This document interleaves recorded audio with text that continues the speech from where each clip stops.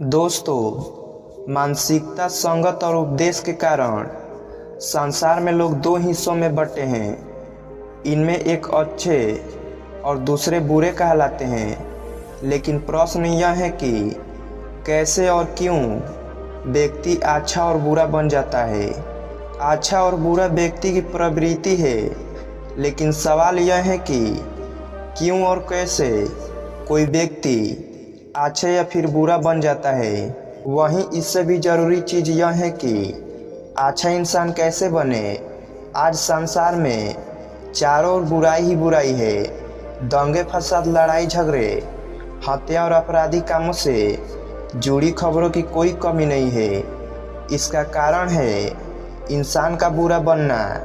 जब इंसान की प्रवृत्ति बुरी हो जाती है तो संसार भी बुराइयों से भर जाता है। गौतम बुद्ध के इस कहानी से जानेंगे क्यों कोई व्यक्ति बुरा बन जाता है और बुरे काम करने लगता है। साथ ही इस कहानी में जानेंगे कैसे बने अच्छा इंसान। एक गांव में एक शातिर चोर रहता था। पूरा गांव उस चोर के बारे में जानता था, लेकिन इसके बावजूद भी कोई उसे पकड़ नहीं पाया।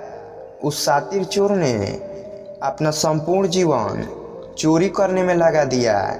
इतना ही नहीं, आसपास के गांव और नगरों में भी उसकी बराबरी का कोई चोर नहीं था।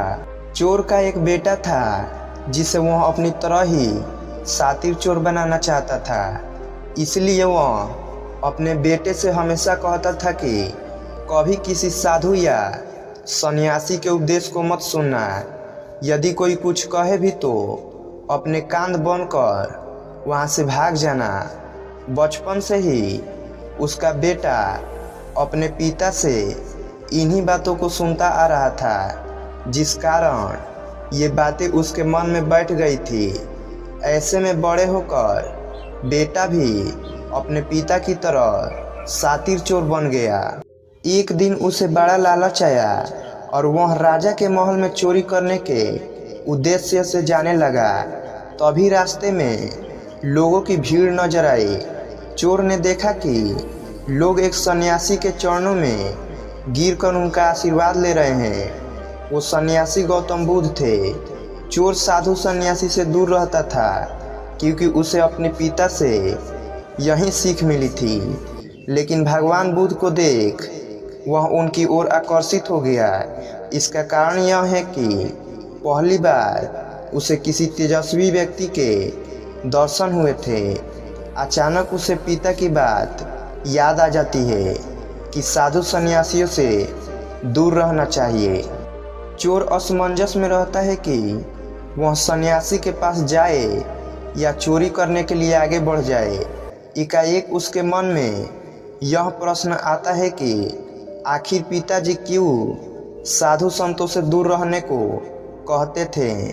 इसका उत्तर जानने के लिए चोर भी लोगों के बीच बैठ जाता है और भगवान बुद्ध के उपदेश सुनने लगता है। बुद्ध लोगों को झूठ बोलने की व्यर्थता और विश्वासघात के बारे में बताते हैं। उपदेश समाप्त होने के बाद सभी लोग अपने घर लौट जाते हैं और चोर भी चोरी करने के लिए महल की तरफ निकल जाता है।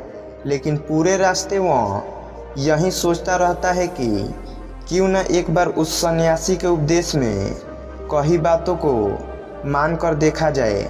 इस तरह से वह चोरी करने के लिए महल की दीवार से कूदने के बजाय महल के द्वार से अंदर जाता है। उसे देख महल के द्वारपाल उसे रोकते हैं और भीतर जाने का कारण पूछते हैं। चोर कहता है, मैं चोर हूँ और महल में चोरी करने जा रहा हूँ। द्वारपाल उसकी बातें सुनकर हंसने लगते हैं और कहते हैं, जरूर यह महल का सेवक या नौकर होगा और हमसे मजाक कर रहा है। यह सोचकर वे उसे महल के अंदर जाने देते हैं। महल जाने के बाद चोर खजाना रखे तिजोरी के पास पहुंच जाता है और तिजोरी को तोड़कर धन और आभूषण को पोटली में भरकर भागने लगता है। तभी उसकी नज़र महल के रसोई पर पड़ती है। रात होने के कारण सभी सो रहे होते हैं और रसोई में कोई नहीं रहता है। चोर को जोर की भूख लगी थी, इसलिए वह रसोई में जाकर पेट भर खाना खा लेता है। इसके बाद चोर वहां से जाने लगता है। तभी उसे बुद्ध के उपदेश में सुनी दूसरी बात याद आती है कि जिसका नमक खाया है उसके साथ कभी भी विश्वासघात नहीं करना चाहिए। चोर सोचता है, मैंने इस महल का नमक खाया है, ऐसे में इनका धन चोरी कर मैं इनके साथ विश्वासघात नहीं करूँगा। इसीलिए चोर चुराए हुए धन को रसोई में ही छोड़कर जाने लगता है। महल के एक व्यक्ति की नज़र चोर पर पड़ जाती है और वह शोर मचा देता है, जिससे महल के लोग चोर को पकड़ लेते हैं और राजा के पास ले जाते हैं। राजा चोर से पूछता है कि जब तुमने चोरी कर ली थी तो फिर इसे छोड़कर क्यों जा रहे थे? चोर कहता है, एक सन्यासी के उपदेश के कारण। चोर की बात से राजा बहुत प्रभावित होते हैं और उससे कहते हैं, अगर तुमने ऐसे उपदेश बचपन से ही सुने होते तो तुम कभी चोर बनते ही नहीं।